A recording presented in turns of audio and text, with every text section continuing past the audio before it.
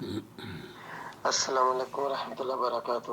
وعلیکم السلام ورحمۃ اللہ وبرکاتہ۔ صاحب میں بات پاکستان لاہور سے کر رہا تھا، تو آپ نے جو میسج بھیجا نا اس کا مجھے پتہ تو چل گیا تھوڑا، تو ابھی میں آپ کے اوپر ہی یہ چینل کے اوپر ہی آواز میں بول رہا ہوں کہ مجھے بہت اچھا کر رہے ہیں فجر آپ۔ کی نماز کے ٹائم کے بارے کا پتہ تو بہت ہے، بہرحال یہ جو تین چیزیں ہیں نا کہ یعنی کہ وضو کے نفل اور تحیت المسجد کے 2 نفل اور فجر کی 2 سنتیں، یہ تینوں چیزیں اکٹھی مسجد میں جا کے پڑھ سکتا ہے کہ یعنی کہ یا خالی صرف 2 سنتے ہی پڑھے گا؟ اوکے، بہت بہت مہربانی، آپ کی اللہ تعالیٰ مہربانی۔ آپ کو جزائے خیر دے آمین، اور لمبی عمر عطا فرمائے۔ اللہم آمین۔ آپ لوگوں کا بہت احساس کرتے ہیں الحمدللہ۔ آپ کا السلام شکریہ۔ علیکم ورحمۃ اللہ وبرکاتہ۔ وعلیکم السلام ورحمۃ اللہ میں پھر وبرکاتہ۔ بول رہا ہوں کہ پاکستان لاہور سے۔ پاکستان لاہور سے یہ سوال ہے۔ السلام علیکم ورحمۃ اللہ وبرکاتہ۔ آپ دیکھ رہے ہیں نو ٹی وی جدہ اور میں ہوں آپ کا دوست، آپ کا ہوسٹ محمد عاقل جدہ سے، مملکت سعودی عرب۔ اگر آپ ہمیں سوال بھیجنا چاہتے ہیں تو واٹس ایپ پر ہمیں سوال بھیج دیجئے، ہم یوٹیوب اور فیس بک پر سوالوں کے جوابات لے کر سعودی عرب کے کبار علماء اور مشائخ کے فتاوی جات آسان زبان میں حاضر ہوتے رہتے ہیں۔ جس طریقے سے آپ کو چینل کی ضرورت ہے، ہمیں بھی آپ کی ضرورت ہے۔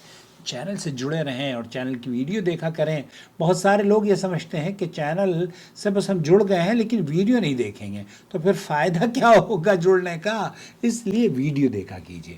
اچھا، شیخ محمد بن صالح العثیمین رحمۃ اللہ علیہ، شیخ ابن باز، شیخ صالح الفوزان جو سعودی عرب کے مفتی اعظم ہیں، ان سے اسی طرح کا سوال پوچھا گیا تو شیخ محمد بن صالح العثیمین یہ کہتے ہیں کہ یہاں ایک بہت ہی اہم قاعدہ انہوں نے بیان کیا ہے کہ عبادات آپس میں جمع ہو سکتی ہیں یا نہیں۔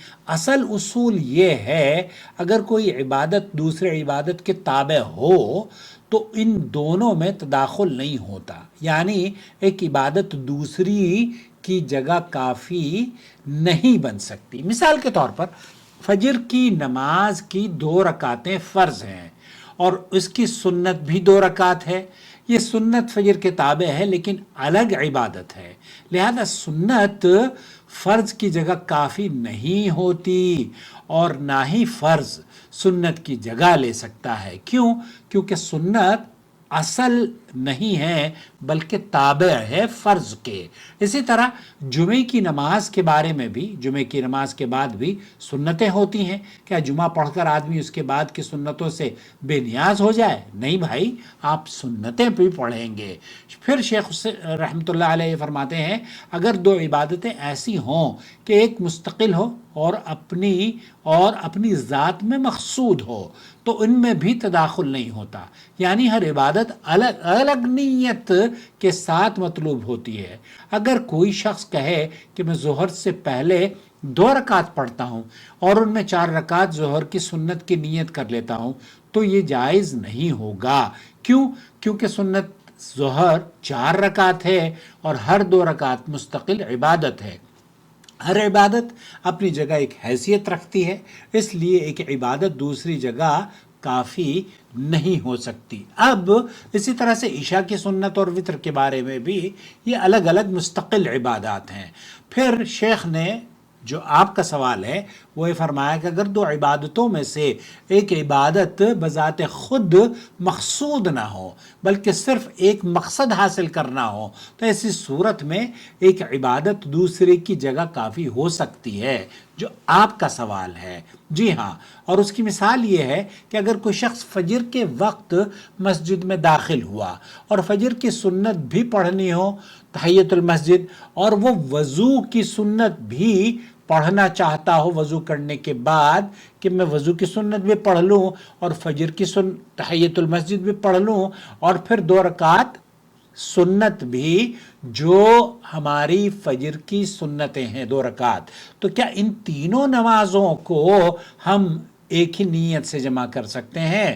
تو بہتر، آپ کو رخصت ہے اس میں، آپ چاہیں تو 2 رکعت بعد تحیت المسجد پڑھ لیجئے اور پھر تحیت وہی دو رکعت آپ کی تحیت المسجد بھی ہو جائے گی، کیونکہ شیخ یہ فرما رہے ہیں کہ یہاں تحیت المسجد کا اصل مقصد یہ ہے کہ آدمی مسجد میں داخل ہو کر بیٹھنے سے پہلے 2 رکعت پڑھے۔ تو جب آپ بیٹھنے سے پہلے 2 رکعت پڑھ رہے ہیں جو سنت الفجر ہے، تو اس لیے اس سنت الفجر میں آپ ان نمازوں کو اپنی نیت کر کے شامل کر سکتے ہیں۔ اگر اس نے فجر کی سنت پڑھ لی تو وہ مقصد حاصل ہو جائے گا کہ اس نے بیٹھنے سے پہلے 2 رکعت نماز پڑھ لی ہے، اس لیے الگ تحیت المسجد پڑھنے کی اسے اس وقت ضرورت نہیں ہے۔ لیکن اگر کوئی پڑھ لیتا ہے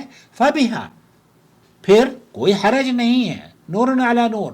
شیخ محمد بن صالح العثیمین، شیخ صالح الفوزان جو مفتی مملکت سعودی عرب ہیں، وہی فرماتے ہیں کہ اگر آدمی ظہر کے وقت داخل ہوا اور وہ 4 رکعت 2 کر کے اور پھر تحیت المسجد بھی پڑھنا چاہتا ہے تو تحیت المسجد کو پڑھ کے پھر اگر وقت کم ہے تو اب آپ یہ کر سکتے ہیں، لیکن اگر وقت ہے تو پھر آپ اللہ کی عبادت کیجئے اور خشوع و خضوع سے اپنے رب کو راضی کرنے کے لیے 2 رکعت تحیت المسجد پڑھ لیجئے اور 2 رکعت پھر 2 کر کے 4 رکعت جو ظہر کی ہیں، ظہر کی فرض سے پہلے جو 4 رکعت پڑھی جاتی ہیں انہیں آپ پڑھ سکتے ہیں۔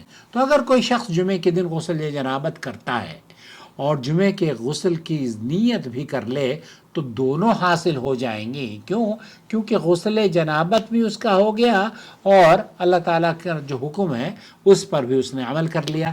اگر صرف جنابت کا غسل کیا اور جمعے کی نیت نہ بھی کی تب بھی جمعے کا غسل ادا ہو جائے گا، کیونکہ مقصد جسمانی طہارت ہے جو حاصل ہو گئی ہے۔ تو شیخ محمد بن صالح العثیمین خلاصہ کلام یہ ہے کہ تابع عبادت اگر مستقل نہیں ہوتی، اصل عبادت اس کی جگہ نہیں لے سکتی۔ جیسے کہ آپ اگر 2 رکعت فجر کی سنتیں پڑھ کر یہ سمجھیں کہ میں نے فجر کے 2 رکعت فرض بھی پڑھ لیے ہیں تو یہ درست نہیں ہے۔ فجر کی 2 رکعت سنت اور فجر کی 2 رکعت فرض یہ 2 مختلف عبادتیں ہیں۔